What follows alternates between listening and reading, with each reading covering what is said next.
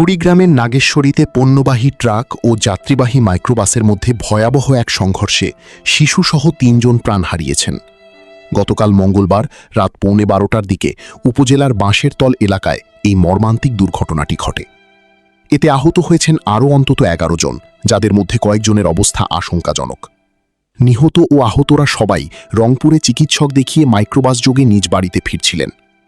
ঘটনার প্রত্যক্ষদর্শী দেলাল হোসেন জানান, মাইক্রোবাসের যাত্রীরা রংপুর থেকে ডাক্তার দেখিয়ে ভুরুঙ্গামারির দিকে যাচ্ছিলেন। পথিমধ্যে বিপরীত দিক থেকে আসা একটি ভুট্টা বোঝাই ট্রাক হুট করে নিয়ন্ত্রণ হারিয়ে মাইক্রোবাসটিকে সজোরে ধাক্কা দেয়। সংঘর্ষের তীব্রতা এতই বেশি ছিল যে ঘটনাস্থলেই ৩ জন মারা যান এবং গাড়িটি দুমড়ে মুচড়ে যায়। দ্রুত স্থানীয়রা এগিয়ে এসে উদ্ধার কাজ শুরু করেন। নাগেশ্বরী থানার ভারপ্রাপ্ত কর্মকর্তা আবদুল্লাহিল জামান ঘটনার সত্যতা নিশ্চিত করে জানান, মাইক্রোবাসটি ভুরুঙ্গামারি বাসস্ট্যান্ড এলাকা পার হওয়ার সময় ঘাতক ট্রাকটির সঙ্গে মুখোমুখি সংঘর্ষ হয়। নিহতদের মধ্যে 2 জন পুরুষ এবং 1 জন শিশু রয়েছে।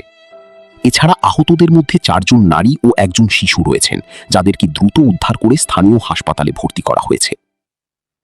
পুলিশ জানিয়েছে, দুর্ঘটনার পরপরই ট্রাকটির চালক ও সহকারী পালিয়ে যাওয়ায় এখন পর্যন্ত কাউকে আটক করা সম্ভব হয়নি।